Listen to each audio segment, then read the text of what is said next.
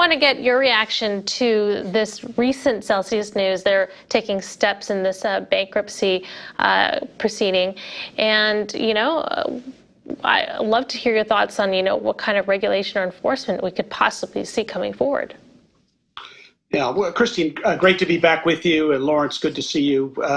Look, over the last couple of months, what we've seen with Celsius is really a classic run on the bank and almost a perfect storm of adverse conditions, from the falling market value of crypto collateral, questionable investments by Celsius, even ones they admit themselves, collateralized loans to borrowers who apparently didn't return all or some of that collateral, adverse buzz on social media, depositors rushing to withdraw, and then, as you mentioned, Christine, a lot of pressure from state and perhaps even federal banking and market regulators. And so that led to last Wednesday's filing of Chapter 11. Now, it's interesting, and I know you've had some guests on the show talking about this, but it's interesting, the Chapter 11 filing. As you know, under U.S. bankruptcy law, there's several different filings.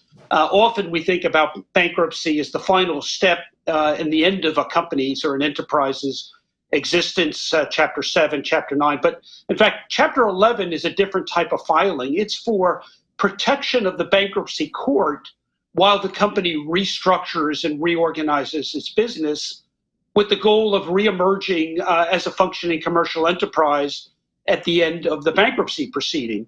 And so that's exactly what Celsius is attempting to do. And as you mentioned, they've put forward a plan, by the way, that needs to be approved by the court. So often it's only the starting point in their proposal, but a plan for how they would restructure and what their customer offerings would be afterwards. Okay, so there is a sense that we could still see Celsius at the end of the tunnel through this proceeding. And so I wonder, well, that's very much what Celsius is proposing, yes. Yeah, and I wonder, what are the lessons learned here, and what makes that different from, say, Voyager Digital, which is also going through bankruptcy? And they claim that they are FDIC insured, and so as a former chair of the CFTC, I'd love to hear your thoughts on that. Well, this is going to be a real textbook case. In fact, my bankruptcy colleagues at Wilkie Farr and Gallagher are all over this filing because it's going to raise so many interesting new issues. For the first time, we're going to have a federal bankruptcy court weigh in on what are the various rights of the various stakeholders in a crypto-based, collateral-based bankruptcy. We haven't really seen that before, and there's going to be a lot of interesting issues. Under our U.S. bankruptcy code, it assigns various priorities to various stakeholders in an enterprise when it fails: customers, borrowers, lenders, equity holders, management team, employees. All of them have different weighted priorities under our bankruptcy law.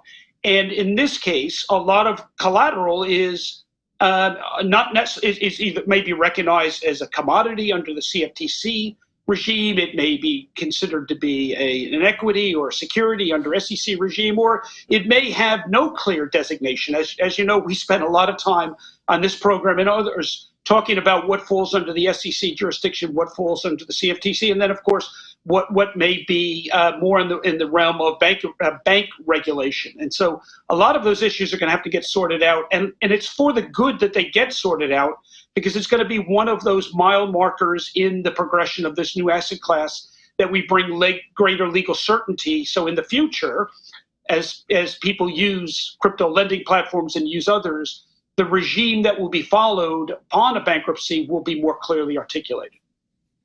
So having looked at this chapter, or at least the proposal, I don't know if you had time to go through their PowerPoint and what have you, but how reasonable is it for them to actually emerge from this?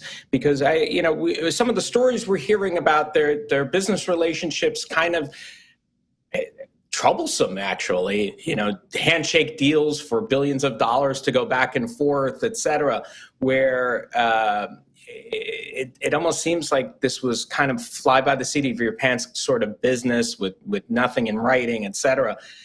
Does this Chapter 11 proposal have any legs, or is this sort of like a shot in the dark for them?